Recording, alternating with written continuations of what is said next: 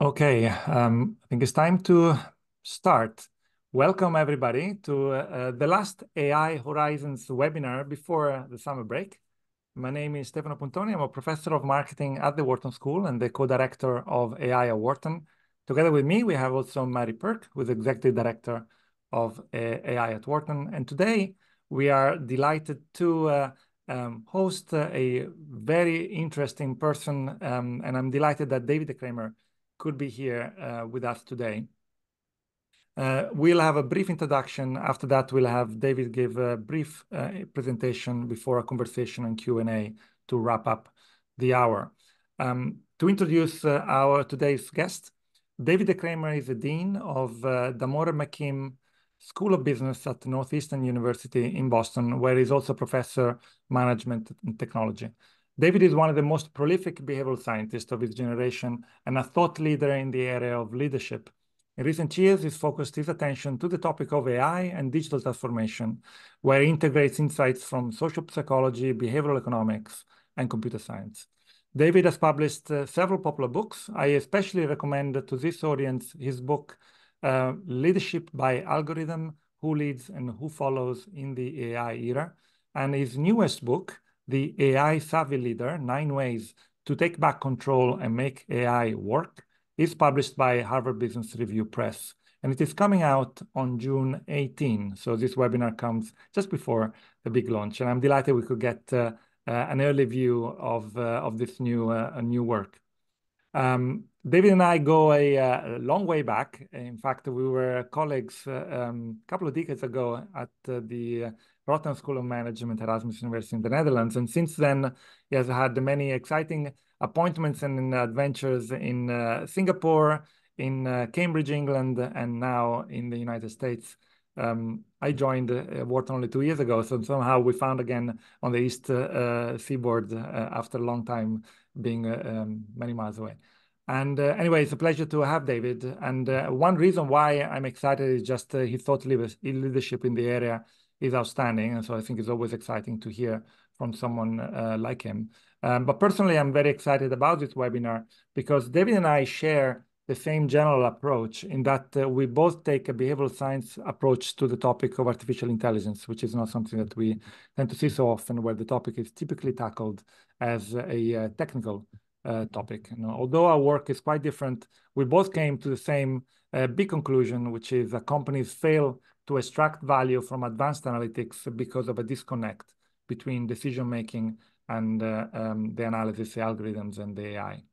David, this webinar is about your book, but allow me to shamelessly plug my book, which came out 2 weeks ago. It's called Decision-Driven Analytics, and makes this point about how do we make decisions with data, the integration of human and artificial intelligence. Okay, the plan for today is the following. We'll start with a presentation from David, highlighting the main insights from the book. Then we'll have a conversation before opening up the discussion with a Q&A. So make sure to ask your questions in the Q&A, and we'll try to go through as many as possible later. We'll try to end on the dot at 1 p.m. Okay, that's it. Let's get ready for the presentation. And David, thank you so much for being here. The floor is yours. Okay, thank you so much for having me, Stefano, and for the introduction. And I was going to refer to your book as well in the short introduction, because indeed, as Stefano said, we share a behavioral approach here, and we like to look at AI as a value creator for organizations, for business in general, but it's humans first. So that means, can people adjust to the AI and can create value with it? And in that process, I'm looking at what leaders can do for their organizations to make sure that AI can create that value that we're all hoping for. So I just want to have a brief introduction of what the book is about, and then Stefano and I will talk a little bit more. Hopefully you come up with some exciting questions as well. So just dive in deeply. Most people ask me, why did you write a book about the AI savvy leader? Is it needed? Why is it needed? And what's your personal story behind it? And I always answer, the why of my book is because I see that people are struggling. We're all business school scholars. I'm a dean of a business school. I have to think about how do we educate our future leaders. We have a vision about, okay, how responsibly can our business leaders act in tech-driven environments? Of course, those are very strong motivations for me to look at what is really happening in organizations. So I'm looking at the adoption process of AI when it comes into an organization and looking at, can it create value? Now, I listen to what I hear when I teach. I have a lot of executives over the years who said in their 50s, shouldn't I become a coder? I always say no. I mean, your leadership experience is crucial here, and I will explain why this is the case. In my consultancy work as well, I always see when consultancy companies present about AI opportunities to companies, there's a lot of technology involved. There's a lot of jargon that most business people, executives don't understand. And at the end of the conversation, at the end of the PowerPoint presentation, usually you'll see a slide. Oh yeah, culture matters as well. So make sure that the culture is ready, that the people are ready to embrace it. And I just see most executives have already dazed out. And that's the most important point. Are you ready to embrace AI? Do you understand AI? Do you know why you want to use AI? But that's usually at the end of their presentation. At the same time, what we see is business leaders, of course, are under pressure because we all know AI is coming. It's already here. It's going to change everything, the gurus say.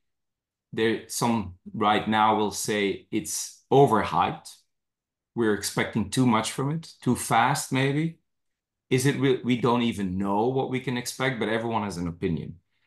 And that presents a pressure to organizations and to business leaders who are not very savvy, that they don't understand and know what to expect with respect to their organization. So I call this, they end up in a situation of an existential crisis almost. There's such a sense of urgency. It has to happen quickly, else you lose your competitive edge. There's a fear of missing out, that there's no thinking about it. I always say for any industry, you should ask the first question is, what do you want to achieve in that industry? And can AI help, yes or no? Because sometimes it won't even be able to help. So we end up in a situation that I've always seen is we are asking our business leaders to bring in a technology, AI, that they actually don't understand, but we ask them at the same time to adapt to it. It's an extremely difficult balancing act. So from a business point of view, my message in this book really is, in business, AI is not just the next big opportunity. It is a value creator, it's a tool, but it's in fact the next great leadership challenge. And that's what I dive into with these 9 ways. So again, like I said, my observations have led to see in many companies that many digital transformation projects, first of all, fail. It's very difficult to upscale AI projects. When we ask about, do you use AI? Most companies will say yes, but robotic processing automation is not really AI because there's no smart machine there. It's not about intelligence. So there's a lot of confusion. Surveys are not representing the real values, the real state of the art right now. So a lot is failing. But the one thing that I always see is that usually the whole AI adoption process, the responsibility has been delegated from day one to tech experts. Are they trained as business experts? No. Where are the business experts, the leaders? They sideline. They're observing, they have fear. They know the pressure is there, like I said, but there's a very strong belief AI is primary because this is changing everything. And I call this, in my book, the myth of technology driving technology transformation. It's the tech experts who are expected to create value with it. But we have a problem here. It's not about hyper automation and automate tasks, and as such, jobs will be disappearing because jobs are additions of tasks, but jobs are also much more. Jobs are also about leading, about creating value for different stakeholders, having a certain culture there. And because business leaders are not there, I see the biggest challenge is most of the budget is spent on acquiring the AI and then treating it as simply as tech only. Whereas the biggest challenge is, how can you make humans work with it? It's actually a change management project already. How can you reduce resistance to it? How can you elevate their understanding of it? And most importantly, how can you persuade your workforce and make them see that AI is valuable in what it is that we're trying to achieve at the organization for all of our stakeholders? So for me, AI adoption, and this is the behavioral approach that Stefano was referring to earlier, It's about humans first and AI second. And leaders play an extremely important role in it because organizations need, first of all, to drive cultural change to get all the teams on board. And that's what leaders do. They facilitate, they create the right conditions. But leaders also in that process need to act as a mediator and a facilitator in the human AI interaction. So it's not simply about automation here. It's really about, can your workforce work with AI to create value? And as a leader, you need to create the conditions, the facilitator, but you also need to make sure that the psychology involved, the social dynamics of resistance, acceptance, being savvy enough to use it, that you are a mediator there. And that makes that we have to require certain skills from leaders today.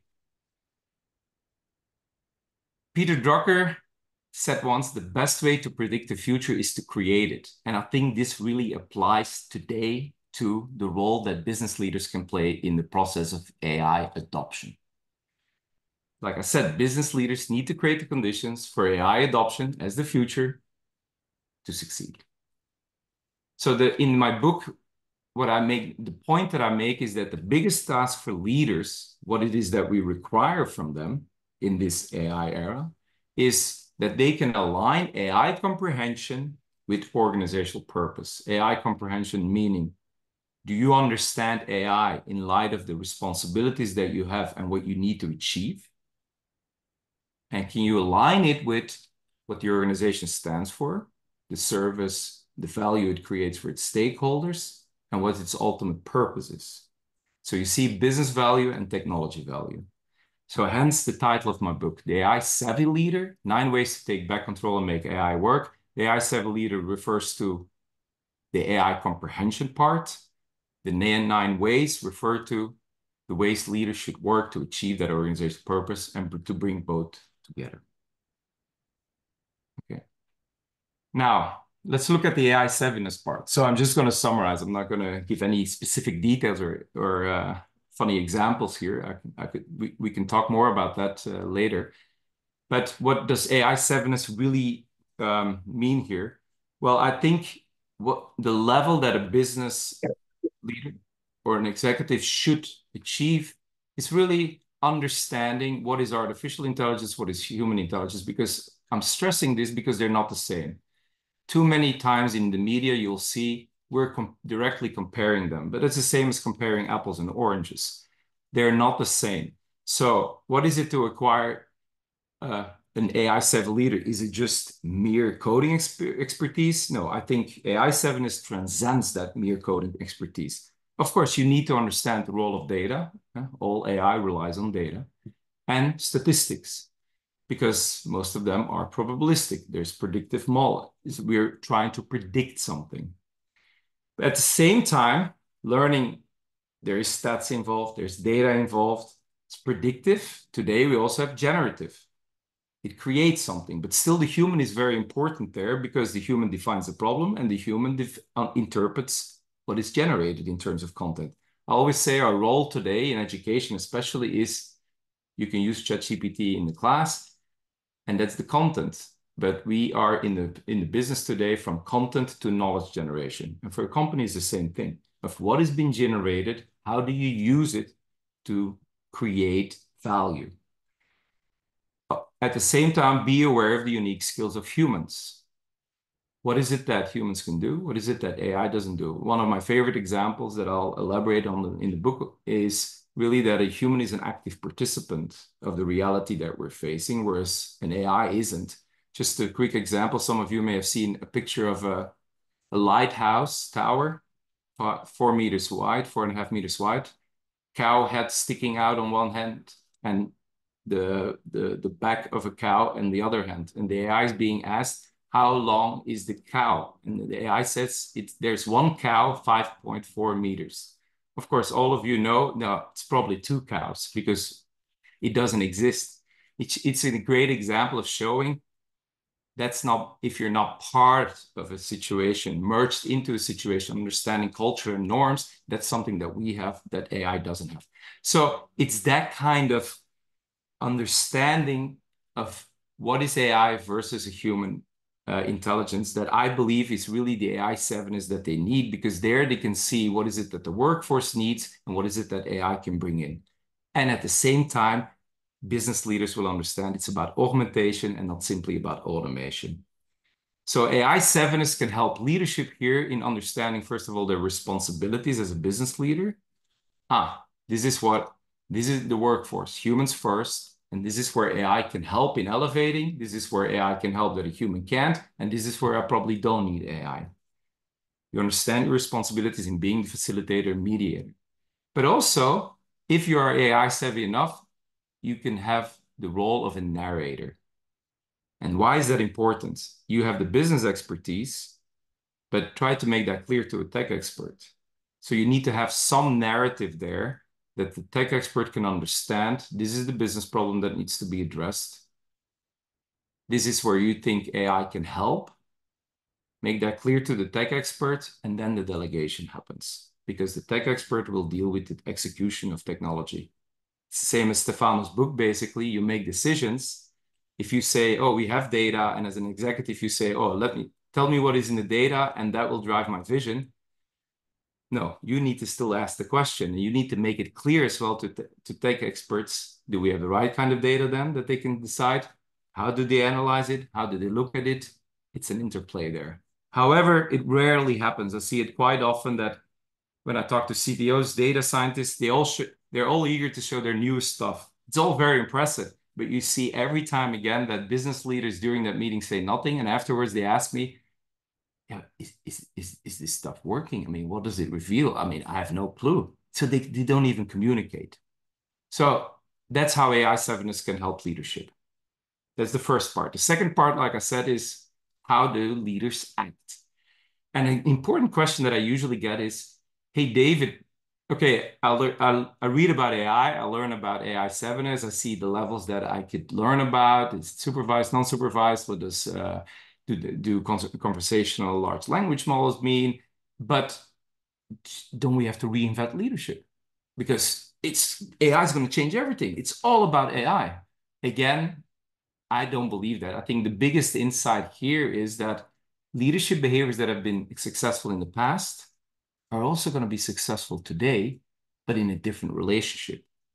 Leaders now in a relationship with AI as part of the workforce. So today, leaders will still show important leadership behaviors that we've identified in the past, but you will be judged upon whether you are able to create value with AI as part of the workforce. That's an addition. But for example, vision is still going to be important. Like I said, here, AI adoption cannot be delegated, as I've already shown. Executives must take ownership to ensure success. For example, when Stefano in consumer behavior would say, you ask the right kind of questions, well, that's leadership responsibility. That's the ownership that you have, but you have the 7 to say, AI needs to be brought in here, and then I can delegate it. But ultimately, you're responsible for it, because people need to start working with it once the tech has been implemented. So I'm just going to give a few examples of what are the leadership behaviors that we know about are actually still relevant, but how we're going to use it in relationship to creating value with AI. So first thing, I just published in this issue of Harvard Business Review magazine, the May June issue, an article on inclusive AI adoption. And that's an example basically of how leadership can make sure that employees are not alienated, are part of the process. And that is what makes that AI adoption will be successful. For example, being the narrator here, being AI savvy, understanding the business problems and can translate it, you're in the job of eliminating silos between tech experts and business experts. You're in the job of promoting collaboration between different departments, making sure that data are shared. Interpersonal skills that we've always seen as important. Communication, I've already referred to it. You become the narrator. Business leaders today have to become that narrator. So we need flat communication hierarchies where feedback can circulate quickly, because don't forget, implementing an AI model is not perfect from the first run onwards. Yes, it can be trained already on data, but it needs to be trained in context as well, which is your organization. So you need feedback loops very quickly, flat communication hierarchies. This also means that as a leader, you need to be able to create trust and even psychological safety, you could say, where people are willing to share that information, ask questions, accept failures that have been made with AI, and how can we quickly respond to that? Leaders also need to be visionary because they need to make it meaningful. AI needs to become part of your vision and mission so people understand why it is that this new coworker is brought in. And importantly, it cannot simply be said, yes, because it's going to give us more profit. I truly believe if you have a behavioral-centered approach to AI, you need to be able to communicate the holistic value of it. AI is not simply here. And I also believe that this was the reason why in 1956, the first time that AI was coined as a notion, and in the 60s, the idea was there to help humanity. That was very clear. So that holistic value is in line with that. It's about indeed increasing efficiency and productivity, but it has also a range towards other internal, intrinsic motivations of people, well-being, satisfaction at work, sustainability for the organization, ethics. These also need to be taken care of. And finally, one thing that I really care about is that your leadership is truly human-centered. Too often, I see tech companies today use, the last 2 years, they've started to use the norm, oh, but our AI is human-centered. And yes, the logic is very simple. The end user is a human, so our product is human-centered. But what is implicit in that assumption is, because they start from AI first, we will ask the human to adapt to how the computer works. A truly human-centered perspective via leadership, in my view, is a behavioral one, which means that we need to design, develop AI in ways that accounts for biases and habits and trends of human behavior. So that basically humans, we lower the threshold to resist.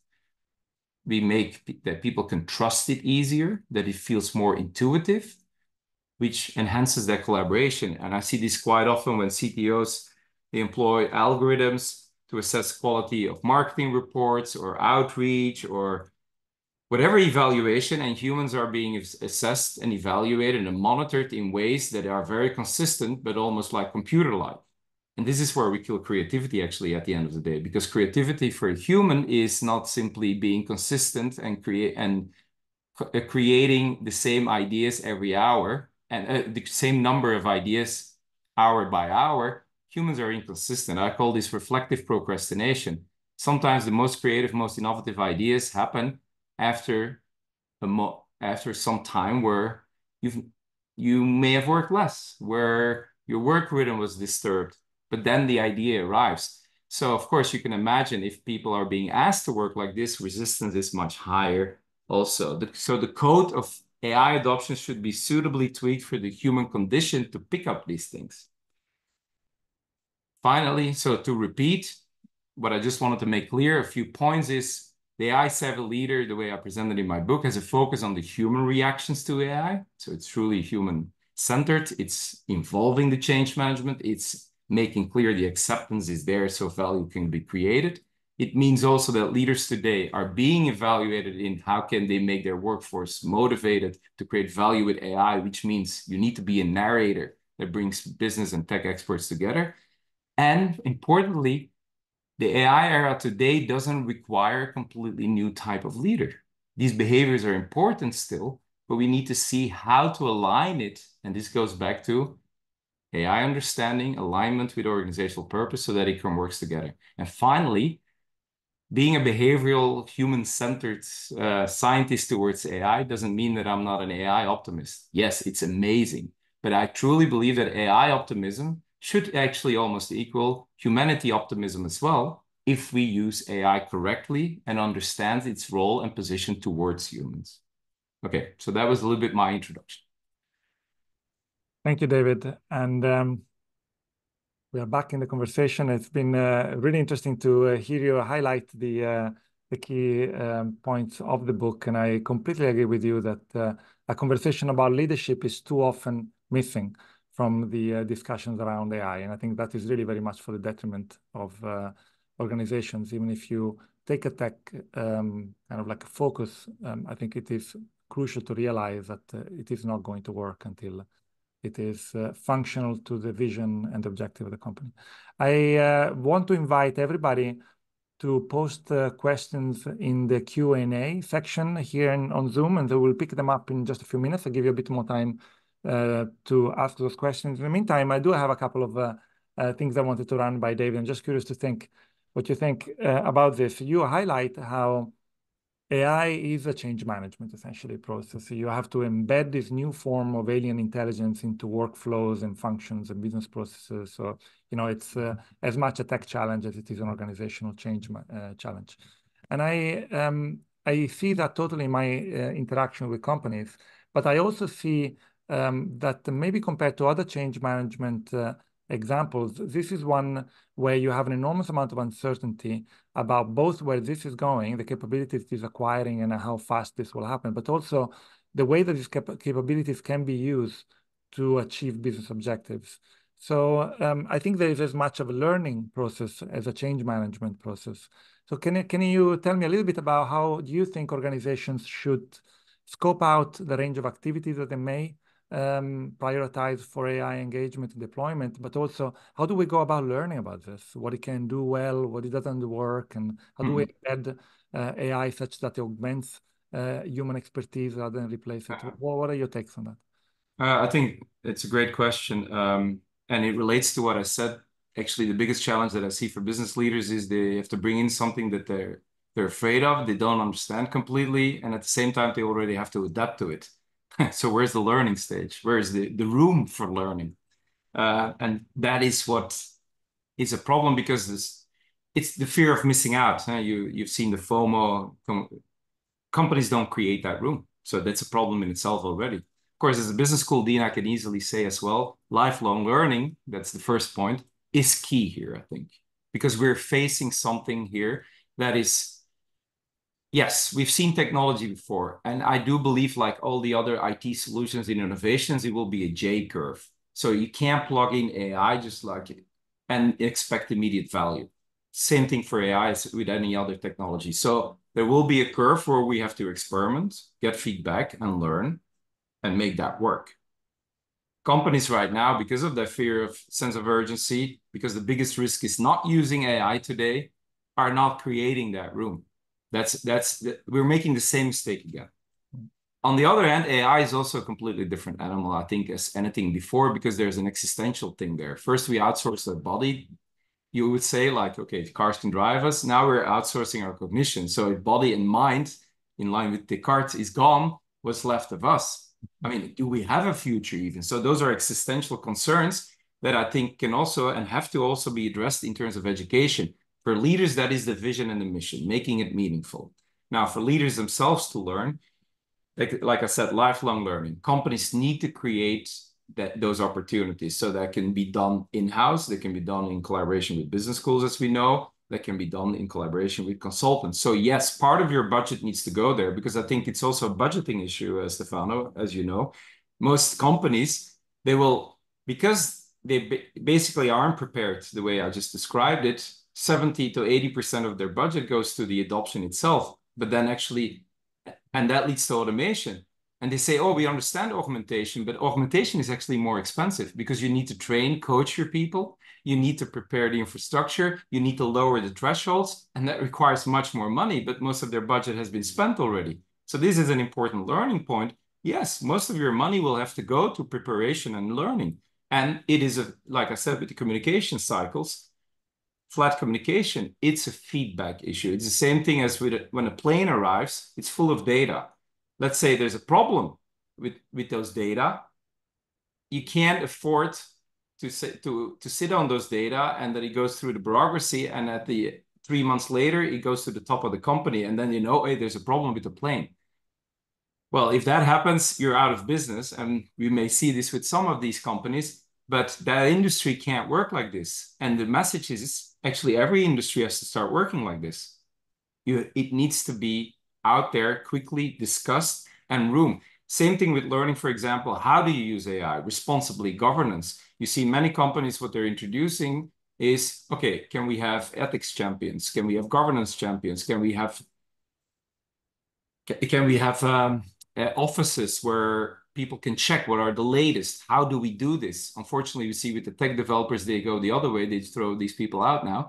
But unfortunately, but for companies, they know they need to start investing in it. So yes, this is definitely a trend. Make sure you have your budget. Make sure the awareness is there. As a leader, keep promoting lifelong learning.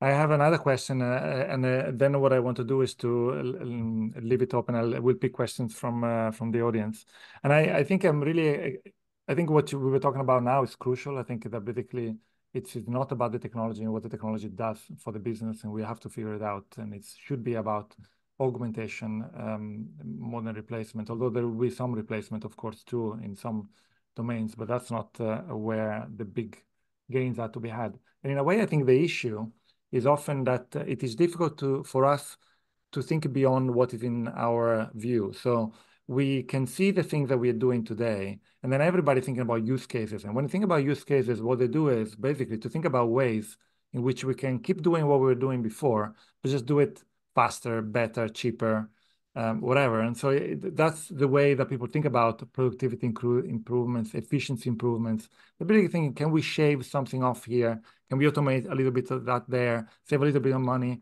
here, make it a bit faster there, maybe better for the customer sometimes. But it's all within the framework of what it is that we are currently doing.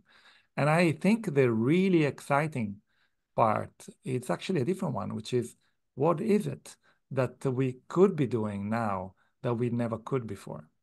And that's an harder question to ask because we don't know what it is that we weren't doing. There's a million things, we're infinite. So, but to me, that's what really inspiring and exciting is how do we, how do we, have a vision for a future that is different, that can be now powered and enabled by AI? Do you have any suggestion for a leader who wants to do that, who is not just saying, how do I save some money? How do I make my people a little bit more productive using AI in current workflows? But say, hey, there's a whole white space available here, things that we could do that would be amazing for our customers, for our stakeholders, and we are not even thinking about it. Well, I mean, again, it's a great question. But of course, you do know we're talking leadership has different levels. I mean, it starts at the tone of the top. I mean, it's really the top that has to push this idea because most of us are being pushed by cost cutting. And that's why AI is seen as the perfect value creator, of course, because we see the value immediately of, oh yeah, we automate, we don't have to pay a salary, we don't have to pay a retirement in the retirement fund. AI doesn't get sick. But if you really poke, so I talk a lot with boards, and boards are, of course, a little bit of a problem because most of them really don't understand anything about it, but they need to govern our companies. So that's really something that we need to start targeting, that they're more AI savvy and promote that kind of thinking that you're saying. Do we have the right kind of leaders in the companies that we are governing, so that they can elevate basically the organization in a holistic way, as I said, and that use AI for that. So yeah, they need to get out of this. But when I talk to boards, they will say, well, yes, we need to augment. But then when you poke a little bit deeper, they will say, I don't understand augmentation actually, really. And that's because of what you're saying. Because they say like, well, what am I really augmenting and to what purpose? So, because of course, much of it is short-term focused. So what you're saying is visionary and is long-term focused, and that makes it very uncertain, especially because AI in itself makes the whole business uncertain. That is really the sentiment that you're facing right now, and that's why I'm saying it needs to be at the top. Now, can you change this? Yes, I truly believe this because I think ultimately the goal again is AI is there to enhance human intelligence. So it's to make us work more efficiently, yes, but also create a better world. So you see, this is a discussion that's descriptive versus normative in my view, because most people will say in business, yeah, but this is the way it is now. There's no way back. Okay, that's one way of looking at it, and I understand what you're saying. But there's also another way. You still have a choice to make. We created AI. We can define its purpose. So going back, much of it is also how you want to define and ask the question of what AI brings to the company. Again, why it's so important that the top really invests time in not simply, oh yeah, we're tech driven now also as a value, and I just put AI in the existing vision statement. No, the people need to see that you're changing that vision and that mission based on what it is that AI exactly is going to bring in. People are going to ask precise definitions. They want to see user cases. They want to understand what is it that you want us to achieve, because that uncertainty is so high. It relates actually to your learning point there as well. But it also needs to install, if you really want to be truly human-centered at the same time, that you reward still human performance. Let me give you an example very quickly. With Gen AI, a lot in the corporate world are thinking, you know what? If it helps you to be more creative or come up with more ideas or more PPTs like the Boston Consulting study, well, that's fine, but do I still have to pay you the same amount? Probably not if it's just cost cutting. Now, what is interesting is there is a human tendency there. So our own research shows when you have full-time employees, top managers don't want to push down their salary, even if AI will do most of their job.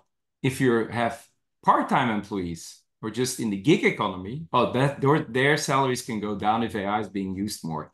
So we're still in a situation where most of our organizations will say, okay, we're just adding it to. So, and the reason why I'm stressing this is that they're also actually disappointed because, of course, I'm not going to lower your salary, but this AI thing is actually more expensive because you're adding costs now. Yeah. Because they don't have a vision. Exactly. So, and that's part of the disappointment because people don't have the kind of roadmap that they need to have in order to understand when and what is supposed to happen. I wonder, we have a lot of questions, so I do have my own questions also, but I think we should listen to the audience. So I'm going to pick a few, and I'll start with one from John that I think is an interesting perspective, more like a historical thing. He was asking, are there learning opportunities from past technology adoption that can be useful to consider in future leadership challenges? What can we learn from the past? And we've gone through many waves of automation and technology introduction and deployment. What do you think we can learn from the past? Again, it's a great question. And I ran into some data the last week, actually. So I was looking at, one of the premises is, hey, we're bringing AI. Now with Gen AI, even more we can generate, innovation is going to go up. Innovation is a competitive feature. Our organization can benefit, become more competitive, and distinguish ourselves. So it's a given for most people in business. AI is related to innovation. Now, of course, this is the whole message of my book. Well, yeah, without the leadership and the facilitation and the mediation, it's not going to happen, of course. So, but it can. It can. Now, if you look back in the last 40 years in terms of AI, technology innovation, it's always been said, and this is not unique to AI, because today it will be said AI will increase your productivity, efficiency, and hence innovation. Now, if we look at it with any technology, literally any technology in the last 4 years, the increase in productivity has never been really steep as we were predicting it with AI, and I don't expect it to be here either. So this is something that businesses really need to start realizing. Part of the answer here is why, of the why question is because of what I described, because it's not it's not plug and play with immediate value. It's a J curve. So you need your leadership there. The other thing is we have a lot of predictions about the economic value. It will increase GDP with so much percentage, blah, blah, blah. But if you look at it, the real data out there don't show that much economic value yet. Now, let's say we still will have that economic value. Let's say it goes up to 4 or 5%. Well, it's going to go down with 2, 3% again. You know why? Because AI is also used for crime. We will lose money. So it's not so straightforward. And those are the user cases from the past that we need to bring in our business education, also for you, Stefano, and for myself, that we show this like, look, this interplay happened, and ultimately this was the increase. Now, what does this mean for you now? You're going to work with AI related to the predictions you're making for your organization and account for it for those past data. I think there is an interesting parallel with the discussion you were bringing up earlier about augmentation. Because if you listen to, for example, Daron Acemoglu from MIT, he argues that basically the projections of productivity increases that would be required through AI are never going to happen just by increasing the efficiency of existing processes. Basically, you need to have human augmentation for any of the scenarios that people are planning, advertising about the benefit of AI to work out. And that points out to another one again. Yes, as a leader, of course, it cannot only be top down here. this is also like, what is it that people are experiencing on the job? Because those are the ones who are. So, for example, in the financial industry, I wrote a lot about it. You may remember when the financial crisis was there, I wrote about the psychology of financial crisis. So I see the same thing in banks, what happened then, and now in companies with AI. Back then, it was like, oh, look, I mean, I don't need to tell the people who deal with the customers who are opening an account that they understand completely the vision and mission of our bank and what it is with the values and why and how. We just need, there's governance and they need to fill out the paperwork. And I always said, like, why not? Those are the people who make it meaningful to your customers. Same thing here. The ones who work with AI, the ones are providing customer service with, and the bot doesn't work. They need to be involved because, again, it's a simple business principle. Yeah. The way I see it is the challenge is really to have a very wise integration of bottom down and top down and bottom up processes where people on the shop floor are adopting the instruments to make a difference in their work. And at the same time, you have a vision, you have a strategy that disseminates through the organization. I think finding the balance between the two is not gonna, it cannot be only top down, obviously. So let me go to our next question. I'm gonna try to integrate questions here because there are so many of them. And I see a few actually from Len and Steve in the Q&A sections, which are about really kind of almost psychological threats or adoption issues. You see some people are gung-ho about this. They had the ChatGPT Plus account as soon as you open, people like that. And there are many others who are reluctant. They understand it's important, but they don't actually understand much of what he actually does. They haven't had direct hand experience. So Len is pointing out to a generational divide, which we also find in our data. We find in some survey data that Gen AI adoption falls a bit off the cliff after age of 45. So there is a bit that element with maybe millennials, digital natives being maybe better positioned to jump on this. Although I don't know exactly, but I think it takes a lot of domain expertise to deploy this technology. So experience is actually important. Steve instead mentioned that basically you have clients and people who are basically threatened by this, and they, maybe it's a bit of fear or about their own positions, about competitive dynamics and stuff like that. So what are your take? How do you bring people on board? How do you make it safe to experiment and learn? How do you make them less threatening to a lot of the people? Yeah. Again, these are all questions indeed. I can hear across industries. So not first important lesson, it's not just for one industry. Every industry is suffering with it. So with respect to generational differences, if I can start there, it's a real issue, but it's not only with AI. It's also, for example, we know the generations nowadays, the young generation, they're very purpose driven. So they will call out CEOs. They will email CEOs directly and say, hey, your values are these, but I didn't see you show that behavior. So they're very direct in their communication. Same thing with technology. And as a leader, this can be very frightening because if you look at, again, I referred to boards earlier, they have they were trained when they went to business school, there was no reference to sustainability, to AI, there was nothing. So, now suddenly they get all these youngsters as well throwing this at them. And you see that there are actually situations being created that are dangerous, like especially, for example, in the financial industry, where more than 50% of the CEOs don't want their people to use Gen AI. Now, what happens? You have younger people there. Of course, they know much better. They're still using it, but you just don't know that they're using it because they fail at two things, the older generation. They don't understand it very well. And the second thing is they're not trained as leaders really to create that kind of psychological safety that we said, where you experiment, learn, which is crucial for AI just because we need to feedback to update and optimize our AI models. So, of course, and that is a crisis that is coming, and we really need to do something about that. So that's true. That's why we were referring earlier already to the not only top down, but also bottom up, that involvement needs to be there. Definitely. Of course, I understand as well in financial industry, I see some people are asking questions about this is about the governance, the privacy. This is an industry where your data need to be protected. So you can't just bring it in again, but that again stresses the importance of being transparent and open and being savvy enough as a leader that you have a narrative to be able to say, this is the problem. And we're creating this kind of governance directory being supported by our resources in terms of bringing this in and the knowledge to all of our employees, but also to our clients, how we're going to work, information learning, again, your earlier point. So that needs to be done. The leaders need to be trained like this. With respect to the other question, yeah, the fear, the overhyping actually, is that, are there any strategies? Well, again, that goes back to my earlier point as well, AI savviness. I think it goes beyond just it transcends mere coding expertise. Still, most executive students in my class will say, I need to become a coder because that's how they look at it, because that's related to AI as automation. I need to learn how to implement, and that's it. AI first still. No, it transcends it because AI is here to serve, basically. Now, you need to understand what it is that it can bring and what it can bring. Like the example I gave, it's not an active participant, which has extreme implications for how you manage something like this.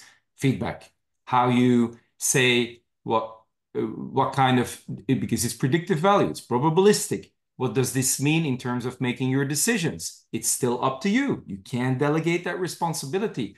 So if you have that AI 7 is in your company, you can make it more realistic and put it back in the context and reality of, hey, again, a human-centered approach can really make, hey, this is what we can use it for, which means don't be disappointed. Yes, we're still here for humans and AI is helping us.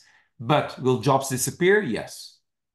The more you automate tasks, a job ultimately will go. But this is where the big challenge is. And I'm going to use Singapore now, which is not the same place as the US, of course. But what is happening in Singapore, because I work closely because at my AI center there, is they invest a lot in digital upskilling for their population, their workers. Government pays for it. Okay, you get these credits, they go out. But they say, like, if you don't upskill yourself, you're gone. You're a goner.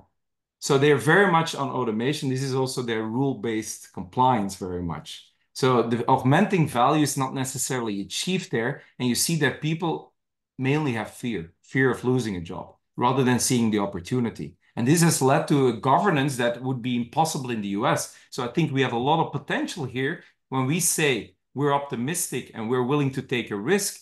Well, try to be willing to take a risk also on your people more, that they can be, they're the ones. So that means we need investments. We talk a lot about the jobs of the future. In the meantime, what I see happening is, yes, jobs are disappearing because we automate parts of the job. But what I don't see is enormous investments in really having these jobs happen already. Because to your point, people don't even know what is going to happen. But we do talk about the jobs of the future. Hence, we end up with, yes, jobs are going to disappear just like always, but there's going to be new jobs being created. Well, my point is, please start creating them already. And that's the augmentation paradigm, and that's the feedback that you need. It really goes into this idea we were discussing, augmentation, creating new tasks versus finding efficiencies in existing tasks. And in a way, with every technology revolution, people are scared because they know the threat to the current jobs. It's just that we don't know the shapes on the horizon, what is going to come. We know that new jobs will be created. And in the past, many new jobs were created, better jobs were created than the ones we lost. That doesn't have to always be true, of course, but I think there is a hope that many, many new jobs will be created, but we need a vision for what else could we do? How do we augment the human expertise and human... And we need to create, again, that room where we learn from it what works and what doesn't work. Because again, don't forget, AI, I mean, for everyone here, the thing, if a guru says everything's going to change, or you see some of the CEOs, I mean, it's almost like there's a rat race now also among CEOs when they appear publicly to make the most grotesque, overhyped statement. Oh, no. I'm going to do one better. You're all going to be gone tomorrow, not next week, but tomorrow, and blah, blah, blah. Or AI. Well, of course, doesn't help. Yeah. They want investors, but it doesn't help. I mean, it's not realistic. And this is the point where I think still business schools like ours can help for having that education. I know Wharton is pursuing that strategy. Our school is doing the same with AI and data strategy. More business schools are joining in that. We have to educate the business leaders there. Not the top CEOs of all the tech companies, the 5 or 7 companies that dominate everything, but really business across industries. It's extremely important.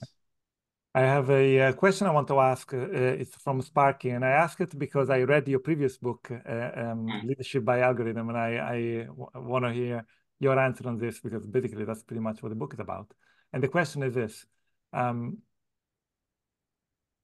What are you seeing as on emerging capabilities for AI to manage people? The New York Times recently talked about the potential for an AI CEO. Where will AI play a helpful role in leading people, and where might it still fall short? Well, yes. I mean, and if I may say, yes, I read that article as well, and I know many, and as for example, in Asia, so one thing you need to know about Asia is they're not afraid of experimenting. They throw AI right away in things, even if it's not tested well. They'll just do it in society. Of course, there's a different hierarchical culture there, but what you see is you literally have these AI CEOs already, and they're alive in Meta, but they're also, but the belief there is truly that an AI is most rational, most objective, most accurate. Even if it's biased, sometimes it's less biased than us. If it starts learning, especially if Elon Musk says next year we have artificial general intelligence.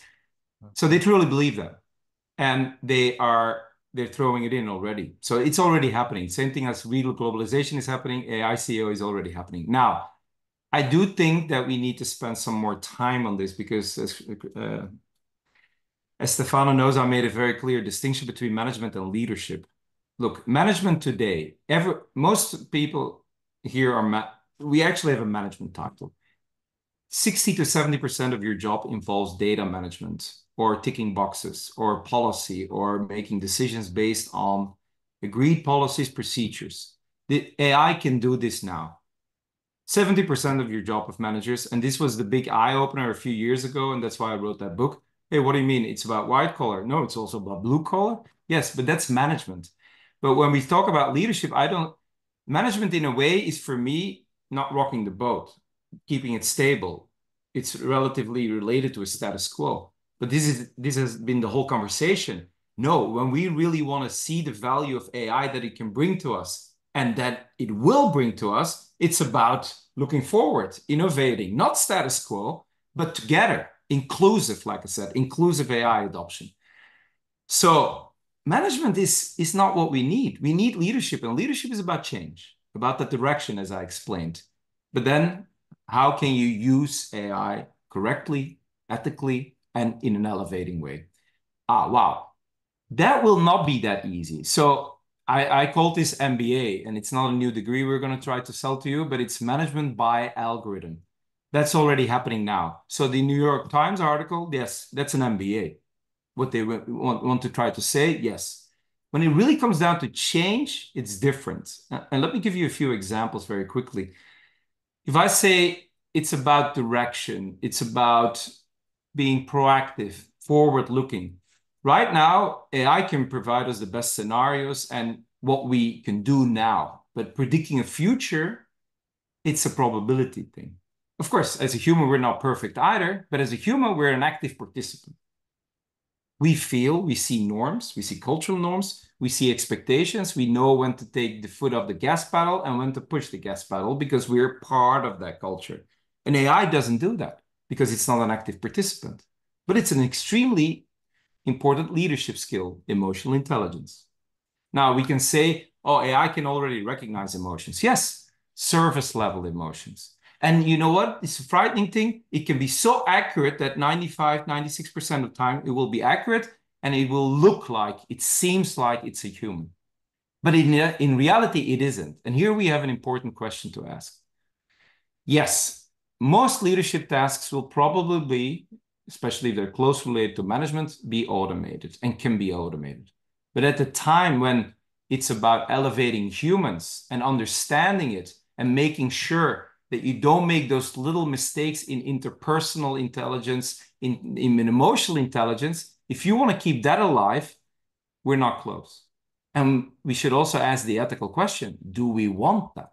That's a question that is usually forgotten. What I always see in these discussions is, oh, well, it's possible because it feels like it and it seems like it. And it's a cost-cutting thing, so why not? Well, think about it. If we keep thinking like this, we're moving away from authenticity. We're moving away from the original idea to elevate humanity and a world that we want to see that is there for humans.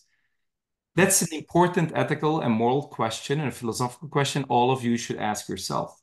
Because yes, up to 95%, 96%, we will be able to automate it. But it's the same thing as with creativity. We will probably automate that as well. But you know what? It's the last 4% that I truly believe that will be that human element. And we cannot take that away, I feel, from leadership. Definitely not now. And I don't think in the next 10 to 20 years. And should we take it away? That's even another question. We are coming to the end, but I wanted to maybe ask you one final question, and I'll pick it here from Gretchen. I'm interested also in the issue of how AI can impact our well-being and health, mental health in particular. And Gretchen asked a question about burnout and to what extent AI can help. Of course, now you're piling on even more pressure on people. Now they have to worry about this AI stuff. They have to reskill, upskill while everything else keep going. And so it's even more stressful. And now they have threats to jobs. People worry about how do they make a difference? Are they ready? They don't understand it, all of that. So it's actually adding pressure rather than maybe making things life easier like it could be. So just in 1 minute, do you have any ideas about, for maybe each of us, for everybody here on the webinar, what can we do to make sure that we make progress with AI while guarding and improving our mental health and well-being? Well, I mean, the easiest answer would be truly human-centered because, like I said, it's there to serve, and we need to make that clear. That means don't treat people like data points. Don't treat people in a consistent way like a computer works. That's already the first step to do it, huh? Because pure automation, not human-centered approach would lead to that, as I've pointed out. And that leads to burnout. So you can already be preventive. So there's a preventive aspect to it, I think. Second thing is like, I believe in AI. That's the AI optimism that I said. Is like, oh, it can have such great health benefits. Amazing. The watches, you can monitor. But what you do see is, again, the idea of AI in itself, artificial intelligence, rational, optimizing, it also can take, if you all, people quickly get addicted to following patterns because it's all about pattern recognition. And if you give a pattern each day, oh, you've done so many steps, or this is your heart rate, this is your blood pressure, we get addicted to it. That's also the human brain. The human brain gets addicted to it. So you have to be careful. Sometimes you will have to protect people themselves from not reading in too much from it.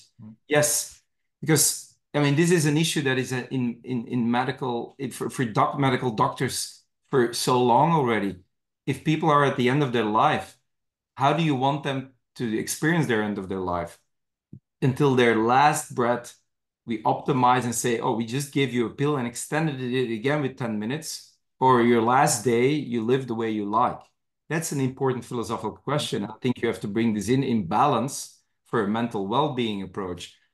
And I just want to put something out very carefully. I see so many things happening today in terms of Gen AI being used for coaching, but also life coaching. Also for students, for example, at universities where they start talking about, can we use bots now as coaches to reduce stress for students? Yes and no. I mean, this needs to be governed very well, and there needs to be a human in the loop because the generations at this moment need that human touch simply because of the word we haven't used yet, trust in AI.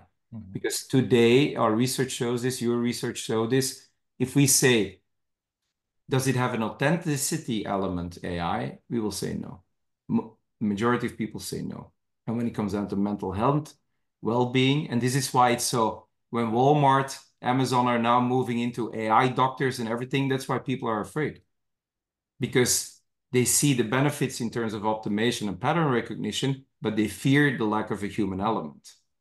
So we really need to find that balance there.